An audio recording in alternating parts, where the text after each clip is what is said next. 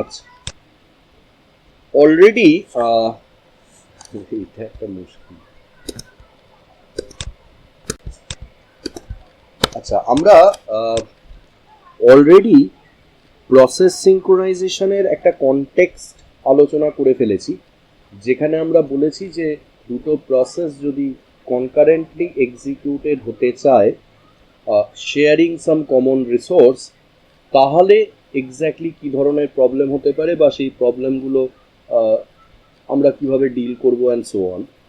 আজকে আমরা formally critical section problem বলতে ঠিক কী বোঝায় সেই জায়গাটায় যাব, এবং এই ক্রিটিক্যাল সেকশন প্রবলেমের কিছু পার্টিকুলার সলিউশন নিয়ে আমরা আলোচনা করব।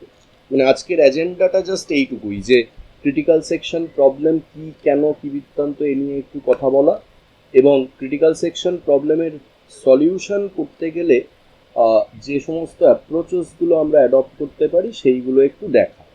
কেমন? তো আমি একটা বেসিক ব্যাকগ্রাউন্ড দিয়ে একটু আজকের আলোচনাটা শুরু করি। যদিও আমরা প্রসেস সিঙ্ক্রোনাইজেশন এক্স্যাক্টলি কি এটা নিয়ে কথা বলার জন্য আমার যতদূর মনে পড়ছে প্রডিউসার কনজিউমার প্রবলেম নিয়ে আলোচনা করেছিলাম। তো আমি সেই প্রবলেমটায় যাচ্ছি না, রাদার একটা অনেক সহজ প্রবলেম আর একবার একটু রিক্যাপ করতে চাইছি। আমি ধরে নিচ্ছি যে আমার কাছে দুটো প্রসেস রয়েছে, সে P0 অ্যান্ড P1, যে দুটো প্রসেস একটা কমন ইন্টিজার ভেরিয়েবলকে সামহাও অ্যাক্সেস করে। কেমন? সেই কমন ইন্টিজার ভেরিয়েবলের ইনিশিয়াল যে ভ্যালিউ, কমন ইন্টিজার ভেরিয়েবলটার ইনিশিয়াল যে ভ্যালিউ সেটা হচ্ছে 1000। কেমন? আমরা এক্সপেক্ট করছি যে এই P0 এবং P1 বলে প্রসেস দুটোর কমপ্লিশন হয়ে যাওয়ার পরে এই A বলে কমন ইন্টিজার ভেরিয়েবলটার ভ্যালুটা যেন 1100 হয়। এটা আমাদের এক্সপেকটেশন। কেমন? এবার P0 অ্যান্ড P1 এই প্রসেসগুলোতে আমরা প্র্যাকটিক্যালি কি করছি একটু বলে দিই। আমরা মানে এটা একটা টিপিক্যাল ল্যাঙ্গুয়েজ ফর্মে লেখা একটা কোড বা ব্লক অফ কোড ভাবতে পারো, যেখানে আমরা P0তে এসে বলছি যে আমরা প্রথমে এর ভ্যালুটাকে রিড করব। After reading the value of A আমরা এর ভ্যালুটাকে ডিক্রিমেন্ট করে দেবো বাই 100, এবং পরবর্তীকালে আমরা এর ভ্যালুটাকে রাইট করে দেবো। যদিও আমরা যে সমস্ত প্রোগ্রামিং ল্যাঙ্গুয়েজগুলো নিয়ে আলোচনা করি সেগুলোতে কিন্তু অ্যাজ সাচ কোনো একটা ভেরিয়েবলের ভ্যালুকে মডিফাই করার জন্য আমাকে আলাদা করে সেই ভেরিয়েবলটাকে আমি রিড করলাম, আফটার মডিফিকেশান সেই ভেরিয়েবলের ভ্যালুটাকে রাইট করলাম, এরকম কিছু করে দেখাতে হয় না। আমি এখানে রিড এবং রাইট এই দুটো স্টেটমেন্টকে স্পেসিফাই করে এটা বোঝাতে চাইছি যে আমি মেমোরির কোনো একটা স্পেসিফিক লোকেশানে থাকা এর ভ্যালুটাকে রিড করব, এবং আফটার মডিফিকেশান মেমোরির ওই পার্টিকুলার লোকেশানে গিয়ে মডিফাইড ভ্যালুটাকে রাইট করে দেবো। কেমন? একই রকমভাবে P1এও আমরা তাহলে before I can actually modify the value of the variable A, প্রথমে এর ভ্যালুটাকে রিড করব, তারপরে এর ভ্যালুটাকে মডিফাই করে দেওয়ার পরে এর ভ্যালুটাকে রাইট করে দেব। এই ছোট্ট ব্লক অফ কোড দুটো আমরা লিখেছি। এবার আমরা জানতে চাইছি যে কোন অর্ডারে P0 এবং P1 এক্সিকিউটেড হলে আমরা আমাদের এক্সপেক্টেড এন্ড রেজাল্টটা পাবো। তো তাতে আমরা বললাম যে যদি P0 ফলোড বাই P1 এই অর্ডারে প্রসেস দুটো এক্সিকিউটেড হয়, বা যদি P1 ফলোড বাই P0 এই অর্ডারে প্রসেস দুটো এক্সিকিউটেড হয়, তাহলে এই দুটো সিচুয়েশনেই after the completion of the execution of P0 and P1 আমাদের এ বলে ভেরিয়েবলের এন্ড রেজাল্টটা 1100 হবে। সেটা একটু চেক করে দেখে নেওয়া যায়। যদি প্রথমে P0 এক্সিকিউটেড হয়, তাহলে এর ভ্যালুটা 100 ডিক্রিমেন্ট করে 900 হবে। এরপর যদি আমরা P1কে এক্সিকিউট করি তাহলে এই এর ভ্যালুটা 200 ইনক্রিমেন্ট করে, তাহলে 900 থেকে 200 ইনক্রিমেন্ট করে 1100 পাওয়া যাবে। সিমিলারলি যদি আগে P1 তারপরে P0 এক্সিকিউটেড হয় তাহলে কি হবে? প্রথমে এর ভ্যালুটা বেড়ে গিয়ে হবে 1200, এরপর যদি আমরা P0 কে এক্সিকিউট করি তাহলে এর ভ্যালুটা ডিক্রিমেন্ট করবে বাই 100 এবং 1200 থেকে কমে গিয়ে এর ভ্যালুটা আমরা 1100 পাবো। সিম্পলিস্টিক ফর্ম অফ অ্যাজাম্পশন ধরে যদি আমরা এগোই তাহলে P0 এবং P1 এর কমপ্লিশনের পরে এন্ড রেজাল্ট অফ এক্সিকিউশন এরকমই হওয়া উচিত। কিন্তু আমরা এটা কনসিডার করলাম যে P0 এবং P1 এই দুটো প্রসেসকে আমরা যে কোনো আরবিটারি অর্ডারে এক্সিকিউট করতে অ্যালাউ করলাম। আমরা P0 এবং P1 এই দুটো প্রসেসকে যে কোনো আরবিটারি অর্ডারে এক্সিকিউট করার জন্য পারমিট করে দিলাম। সেরকমই দুটো পসিবিলিটি আমি এখানে দেখিয়েছি, যার একটা পসিবিলিটিতে আমি বলেছি P0 followed by P1 followed by P0 followed by P1 again। আর একটা পসিবিলিটিতে আমরা বলেছি P0 followed by P1 followed by P0। আমরা যদি এই এক্সিকিউশনগুলো ট্র্যাক করি তাহলে আমরা দেখতে পাবো প্রথম সিচুয়েশনে after the completion of execution of P0 and P1 এর এন্ড রেজাল্টটা হবে 1200, আর সেকেন্ড সিচুয়েশনে এর এন্ড রেজাল্টটা হবে 1000, যার কোনোটাই আমাদের এক্সপেকটেশন অনুযায়ী নয়। যদিও আমরা বোঝার জন্য আলোচনাটা এইভাবে করছি, বাট প্র্যাকটিক্যালি এই যে আমরা আরবিটারি অর্ডার অফ এক্সিকিউশন ইত্যাদি আলোচনা করছি, এটা কিন্তু ঠিক আমি যেভাবে পসিবিলিটিগুলো লিখেছি সেরকমটা নয়। তাহলে সেটা কীরকম? আমরা এটা জানি যে দুটো প্রসেস যদি কনকারেন্টলি এক্সিকিউট করছে বলে আমরা ক্লেম করে থেকে থাকি, তাহলে প্র্যাকটিক্যালি ওই দুটো প্রসেসের মধ্যে কনটেক্সট সুইচিং হয়। কেমন? আমরা টাইম শেয়ারিং একটা মেকানিজম অ্যাডপ্ট করে এই দুটো প্রসেসকে এমনভাবে এক্সিকিউট করি যাতে আমাদের অ্যাপারেন্টলি দেখে মনে হয় যে P0 আর P1 বোধহয় সাইমালটেনিয়াসলি চলছে। সেটা কীরকম? আমি বোঝার সুবিধার্থে ধরে নিচ্ছি যে আমরা P0 এবং P1কে কোনো একটা স্পেসিফিক টাইম কোয়ান্টাম সে 2 মিলি সেকেন্ডের জন্য হয়তো চালাবো। মানে P0 প্রথমে 2 মিলি সেকেন্ড এক্সিকিউটেড হবে, সেটা হয়ে যাওয়ার পরে P1কে আমরা 2 মিলি সেকেন্ড এক্সিকিউট করব, সেটা হয়ে যাওয়ার পরে মেবি আবার P0-র কাছে কনটেক্সটটা ফিরে আসবে এবং P0 2 মিলি সেকেন্ড এক্সিকিউটেড হবে অ্যান্ড সো অন, রাইট? তো প্রথম যে 2 মিলি সেকেন্ডের কথা আমরা বলছি, সেই প্রথম 2 মিলি সেকেন্ডের এক্সিকিউশনে ধরে নেওয়া যাক P0-র এই দুখানা স্টেটমেন্টের এক্সিকিউশন হবে।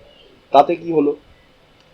এ বলে ভেরিয়েবলটার ভ্যালুকে P0 রিড করলো, হুইচ ইজ 1000। P0 এর ভ্যালুটাকে ডিক্রিমেন্ট করে দিল বাই 100। তাহলে ভেবে দেখো, প্রথম 2 মিলি সেকেন্ডের এক্সিকিউশন হয়ে যাওয়ার পরে এর ভ্যালুটা কমে গিয়ে হয়েছে কিন্তু 800, রাইট? কিন্তু এটা নিশ্চয়ই আমরা বুঝি যে যতক্ষণ না পর্যন্ত আমরা এই ভ্যালুটাকে মেমোরিতে রাইট করতে পারছি ততক্ষণ পর্যন্ত এইটা হয়েছে 900। যতক্ষণ না পর্যন্ত আমরা এই ভ্যালুটাকে মেমোরিতে রাইট করতে পারছি ততক্ষণ এই মডিফিকেশনের কোনো রিফ্লেকশন কিন্তু এর মধ্যে পাওয়া যাবে না। কেন বললাম কথাটা? প্রথম 2 মিলি সেকেন্ডের এক্সিকিউশন হয়ে যাওয়ার পর পরবর্তী 2 মিলি সেকেন্ডের জন্য আমি P1 এর কাছে গেলাম। P1 ধরে নেওয়া যাক এই দুখানা লাইনকে এক্সিকিউট করলো। কেমন? তাতে কি ঘটলো?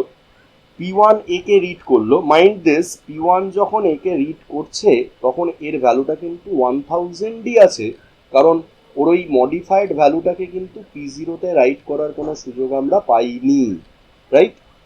তাহলে এইবার যদি এর ভ্যালুটা বেড়ে যায়, এর ভ্যালুটা যদি 200 বেড়ে যায়, তাহলে ভেবে দেখো এর ভ্যালুটা পাওয়া গেল 1200, এর ভ্যালুটা পাওয়া গেল 1200।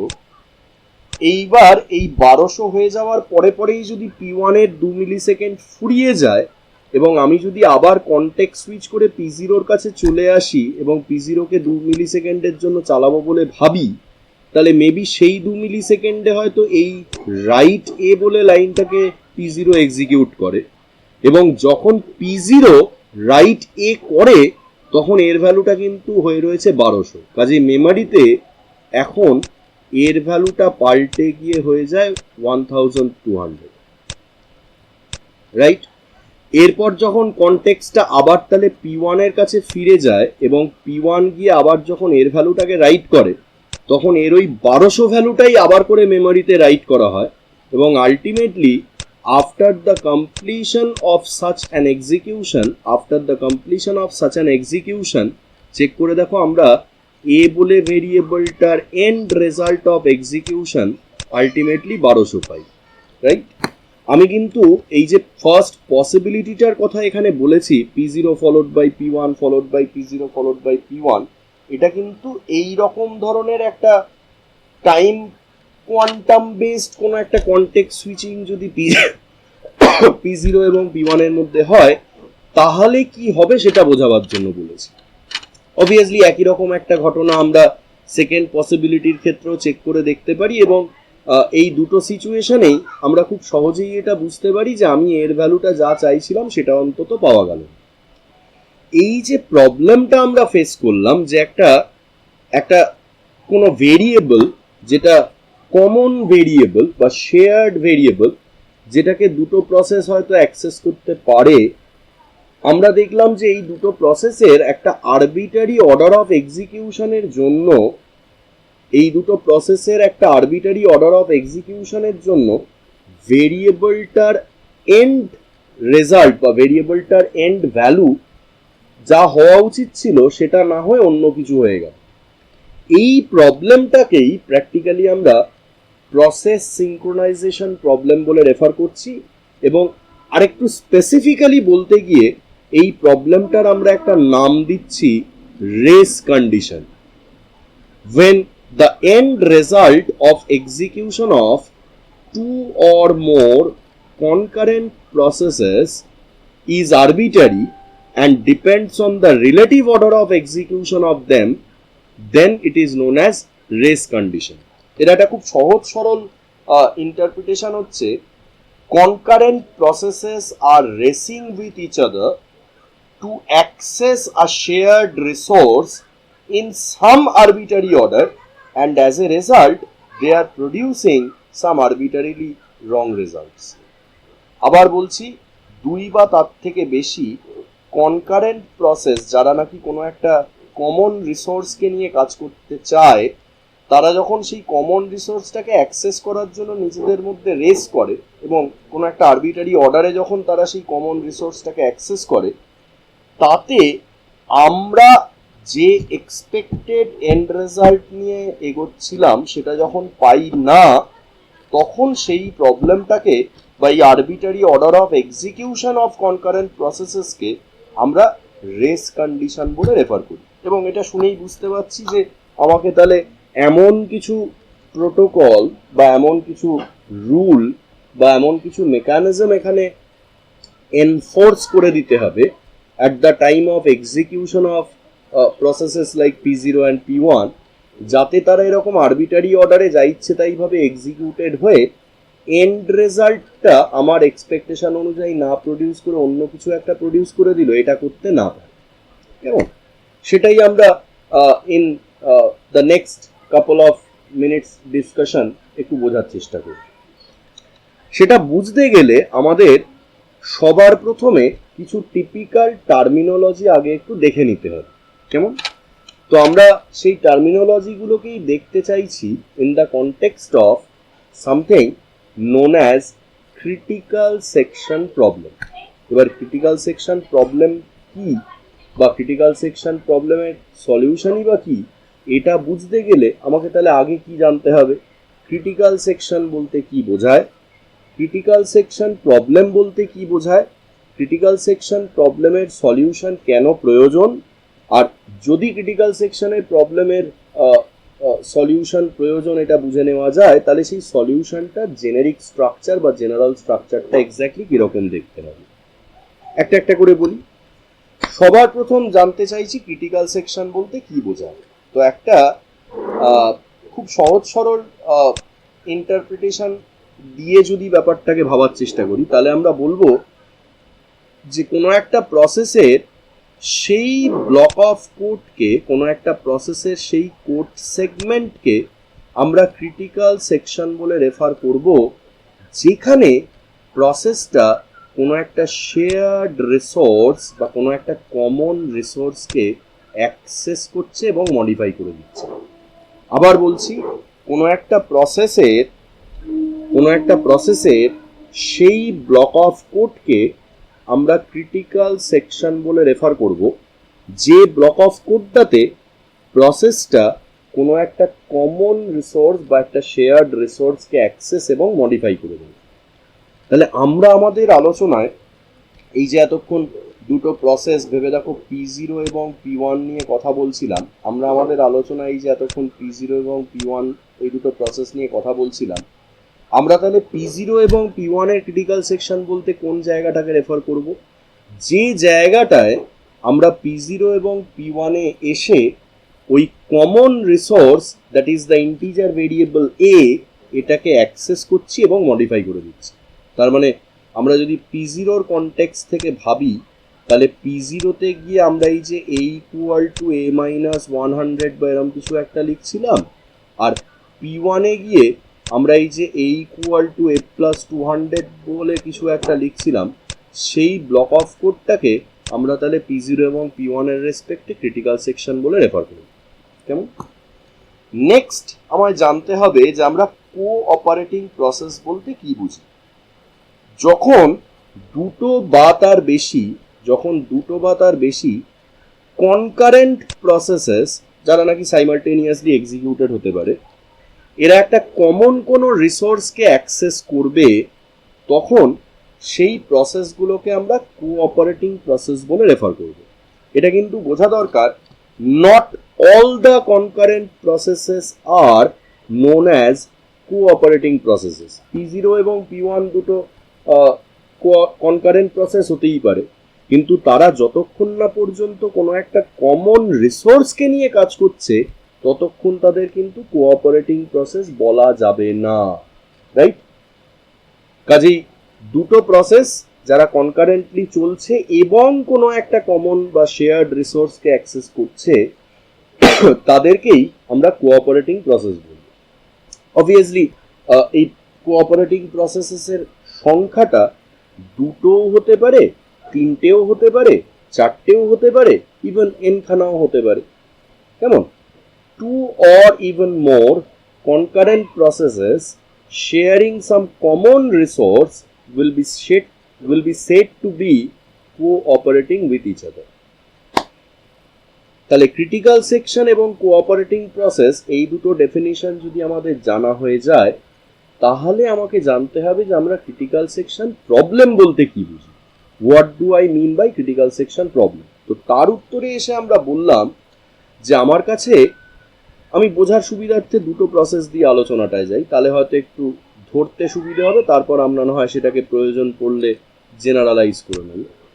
আমরা ধরে নিচ্ছি যে আমার কাছে P0 বলে একটা প্রসেস রয়েছে এবং আমার কাছে P1 বলে একটা প্রসেস রয়েছে, যে দুটো প্রসেস মেবি কোনো একটা common resource, say some capital A, একে নিয়ে কাজ করছে। তাহলে এবার একটু ভেবে দেখো, P0 এবং P1 কে আমরা তাহলে কোঅপারেটিং প্রসেসেস বলতে পারি, রাইট? যারা নাকি কোনো একটা কমন রিসোর্স ক্যাপিটাল এ কে নিয়ে কাজ করতে চাইছে। আমরা বলবো এই P0 এবং P1 যাতে সাইমালটেনিয়াসলি নিজেদের ক্রিটিক্যাল সেকশনটাকে এক্সিকিউট করে কোনো একটা আরবিটারিলি চোজেন রং রেজাল্ট প্রডিউস করতে না পারে, তার চেষ্টাটা আমাকে করতে হবে।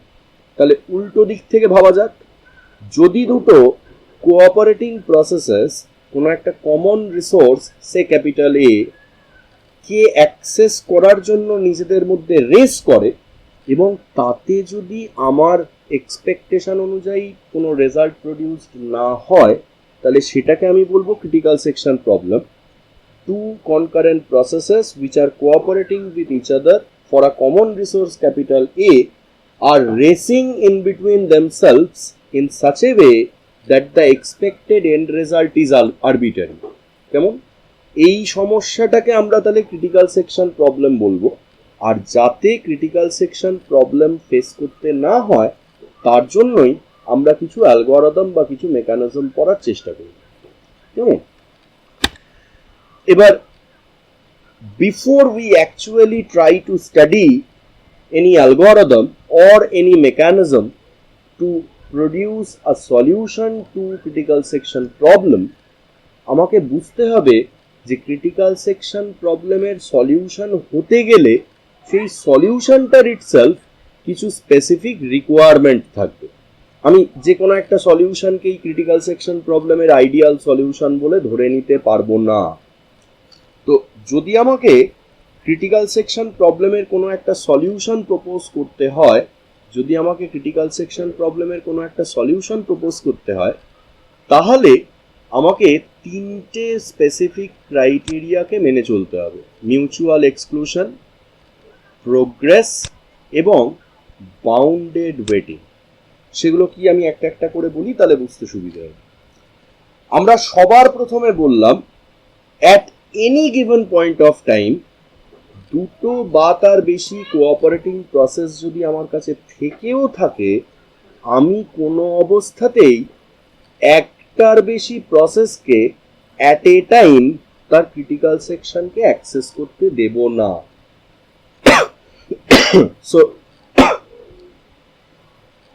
সরি, P0 আর P1 যদি দুটো প্রসেস হয়ে থেকে থাকে, তাহলে আমরা এই P0 এবং P1 এর জন্য ক্রিটিক্যাল সেকশন প্রবলেমের একটা সলিউশন প্রপোজ করতে গিয়ে বলবো P0 যখন তার ক্রিটিক্যাল সেকশনকে এক্সিকিউট করবে, P0 যখন তার ক্রিটিক্যাল সেকশনে এক্সিকিউট করবে, তখন P1 তার ক্রিটিক্যাল সেকশনকে এক্সিকিউট করবে না। আবার P1 যখন তার ক্রিটিক্যাল সেকশনকে এক্সিকিউট করবে, তখন P0 তার নিজের ক্রিটিক্যাল সেকশনকে এক্সিকিউট করবে না। Only one process will be executing in its critical section at a time. কেমন? সেকেন্ড ক্রাইটেরিয়াটায় আমরা প্রোগ্রেস বলে কিছু একটা ডেফিনিশনে যাব। আর সেই ডেফিনিশনে যাওয়ার সময় আমরা কয়েকটা স্পেসিফিক জিনিস একটু বুঝে নেব। সেটা কি? ধরা যাক এই মুহূর্তে আমার কাছে দুখানা কোঅপারেটিং প্রসেসেস রয়েছে, P0 এবং P1। কেমন? আমি সমস্ত আলোচনাটাই দুটো প্রসেসের রেসপেক্টে করছি যাতে আমাদের ব্যাপারটা বুঝতে একটু সুবিধে হয়। তো ধরা যাক এই মুহূর্তে আমার কাছে P0 বলে একটা প্রসেস রয়েছে এবং P1 বলে একটা প্রসেস রয়েছে, যারা কোঅপারেট করছে with each other for some common resource, say capital A. আমি দেখলাম P0 এবং P1 এর কোনো প্রসেসই এই মুহূর্তে তার নিজের ক্রিটিক্যাল সেকশনকে এক্সিকিউট করছে না। P0 is not executing in its critical section. Even P1 is also not executing in its critical section. এইবার P0 এবং P1 এর মধ্যে এরকম একটা অবস্থায় P0 এবং P1 এর মধ্যে হঠাৎ করে P0 বলে প্রসেসটা তার উইলিংনেস এস্টাবলিশ করলো। মানে P0 জানালো যে আমি আমার ক্রিটিক্যাল সেকশনটাকে এক্সিকিউট করতে চাই। কেমন? এই যে P0 তার উইলিংনেসটা জানালো, আর আমি P0-র উইলিংনেসটাকে অ্যাপ্রুভ করলাম এবং P0-কে তার ক্রিটিক্যাল সেকশনে এক্সিকিউট করার সুযোগ দিলাম। এতে তো একটা সময় লাগলো। এই সময়টা ইনডেফিনিট করা যাবে না। P0 তার ক্রিটিক্যাল সেকশনকে যদি এক্সিকিউট করতে চায় এবং এই মুহূর্তে যদি অন্য কোনো প্রসেস তার ক্রিটিক্যাল সেকশনকে এক্সিকিউট না করে, তাহলে P0-র এই উইলিংনেসটা দেন অ্যান্ড দেয়ার আমাকে অ্যাপ্রুভ করে দিতে হবে। আমাকে P0-র অ্যাপ্রুভালের জন্য যে সময়টা আমি নিচ্ছি সেটা ইনডেফিনিটলি ডিলে করলে চলবে না। কেমন? সেটা শুধু P0-র জন্য বললাম, অবভিয়াসলি ঘটনাটা P1 এর জন্যও সত্যি। এবং আমার কাছে যদি এরকম P0, P1, P2, P3 up to some Pn-1 say n number of processes থেকে থাকে, তাহলে এই n নাম্বার অফ প্রসেসেসের প্রত্যেকের জন্য সত্যি। At any given point of time আমি যদি দেখি যে কোনো প্রসেস তার ক্রিটিক্যাল সেকশনকে এক্সিকিউট করছে না, অথচ কোনো একটা প্রসেস তার ক্রিটিক্যাল সেকশনে ঢুকতে চাইছে, আমি এই অ্যাপ্রুভালটা দিতে মোটেই সময় নেব না। কেমন?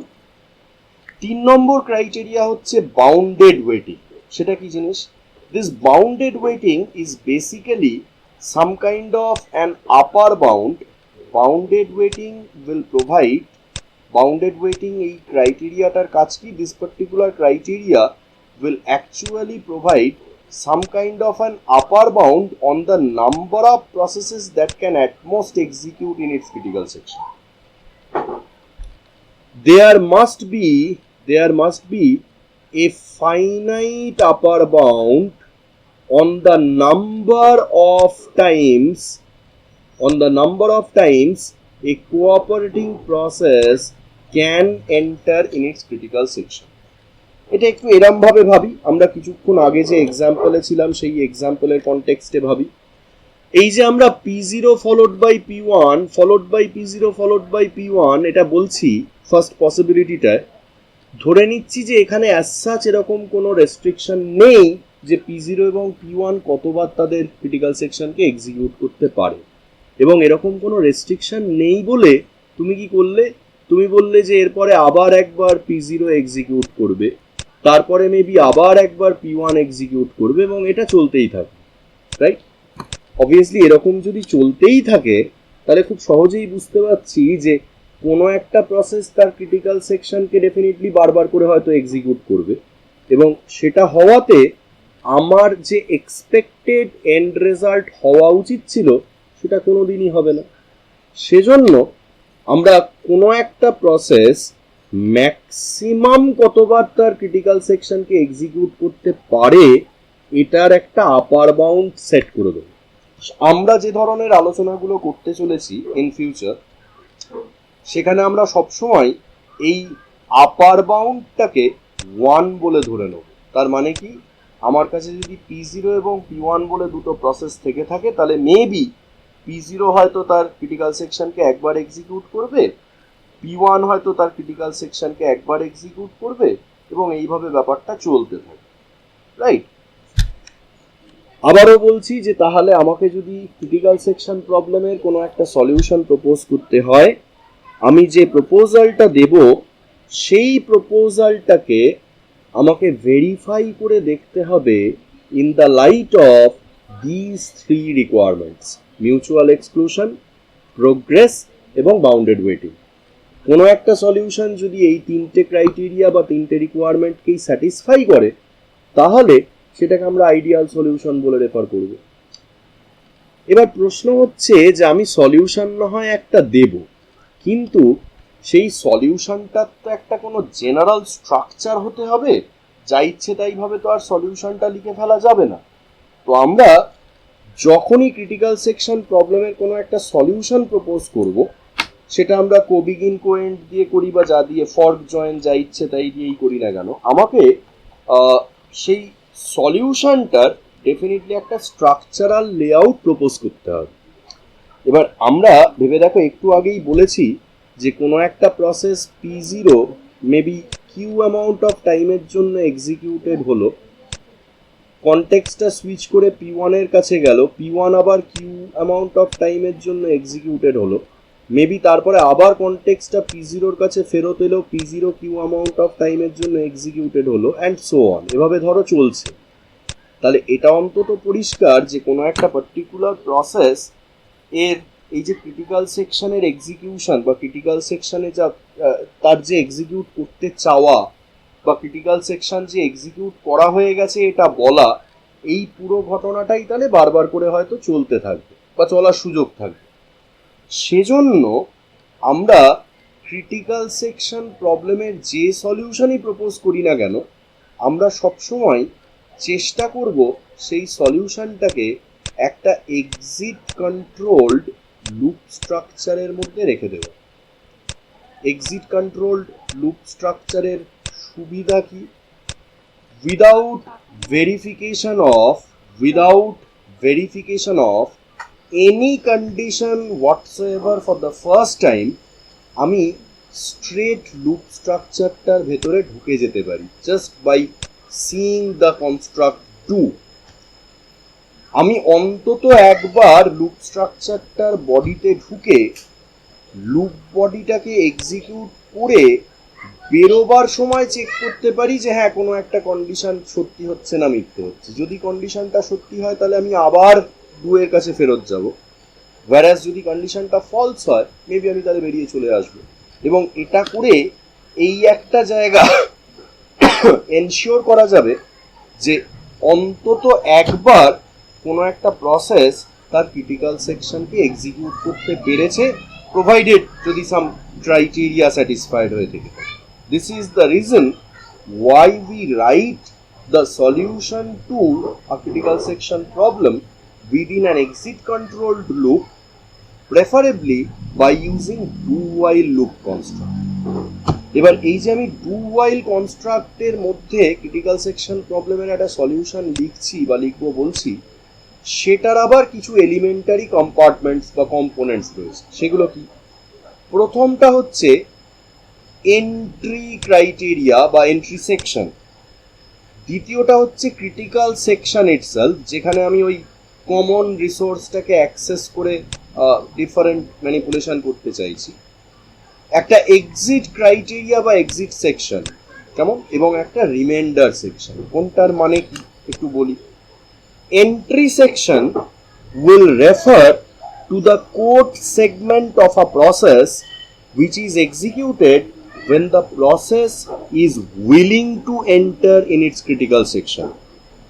এন্ট্রি সেকশন বলতে আমরা সেই ব্লক অফ কোডকে রেফার করব যেটা কোনো একটা প্রসেস যখন তার ক্রিটিক্যাল সেকশনে ঢুকতে চাইছে তখন এক্সিকিউট করবে। Naturally this particular code should appear at the entry of a critical section itself, and by executing it the process will check the eligibility of it to enter in the critical section. আমরা এই entry সেকশনে সেই কন্ডিশনটাকে তাহলে place করে দেবো যে কন্ডিশনটা verified হলে তবে ক্রিটিক্যাল সেকশনে যাওয়া যায়। তাহলে যতক্ষণ না পর্যন্ত সেই কন্ডিশনটা ট্রু হচ্ছে মেবি প্রসেসটা এই এন্ট্রি সেকশনের মধ্যেই ইটারেট করতে থাকবে। যতক্ষণ না পর্যন্ত প্রসেসটা এন্ট্রি সেকশনে ঢোকার জন্য ট্রু হচ্ছে ততক্ষণ ওই ইটারেশনটা চলতে থাকবে, এবং যখন এন্ট্রি সেকশনে দেওয়া বা এন্ট্রি সেকশনে বলে দেওয়া কন্ডিশনটা ট্রু হয়ে যাবে আমি তখন ক্রিটিক্যাল সেকশনে চলে যাব। কেমন?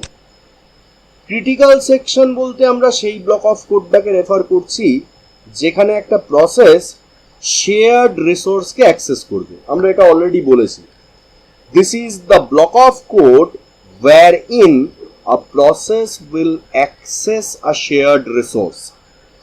Obviously এটা আমরা এর আগেও বলেছি, এখনো বলছি যে at a time only one of the cooperating processes should be there in its critical section. আমরা মিউচুয়াল এক্সক্লুশন বলে একটা ক্রাইটেরিয়ার কথা বললাম, সেই ক্রাইটেরিয়া অনুযায়ী at a time যে কোনো একটা প্রসেসই শুধুমাত্র তার ক্রিটিক্যাল সেকশনকে এক্সিকিউট করতে পারবে, নট মোর দ্যান দিস।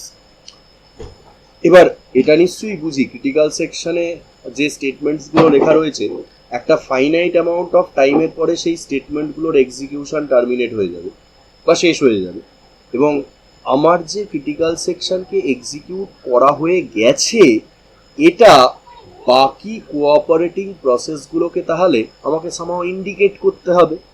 আমি যদি একটা প্রসেস হই, আমি যদি একটা কোঅপারেটিং প্রসেস হই currently executing in my own critical section, তাহলে ডেফিনেটলি আমার নিজের ক্রিটিক্যাল সেকশনকে এক্সিকিউট করা হয়ে যাওয়ার পর it is my responsibility to inform the other cooperating processes that I have finished executing in my critical section. সেক্ষেত্রে আমরা তাহলে এক্সিট ক্রাইটেরিয়া বা এক্সিট সেকশন বলতে কি বুঝবো? In this particular segment, the processes will provide some kind of an indication to the other waiting cooperating processes. এবার এটা নিশ্চয়ই আমরা বুঝি যে কোনো একটা প্রসেস যদি ক্রিটিক্যাল সেকশনকে নিয়ে কাজ করেও থেকে থাকে, শুধুমাত্র সেই প্রসেসটার মধ্যে ক্রিটিক্যাল সেকশনকেই এক্সিকিউট করতে চাওয়া লাইন অফ কোডগুলো থাকবে এরকমটা নয়। অবভিয়াসলি এরকম আরো অনেক লাইন অফ কোড একটা প্রসেসের মধ্যে থাকতে পারে যেখানে হয়তো আমরা ক্রিটিক্যাল সেকশনকে এক্সিকিউট করছি না বা করার কথা বলছিও না। So all the statements apart from the entry section, critical section and exit section within a cooperating process will be said to be the remainder section. কেমন?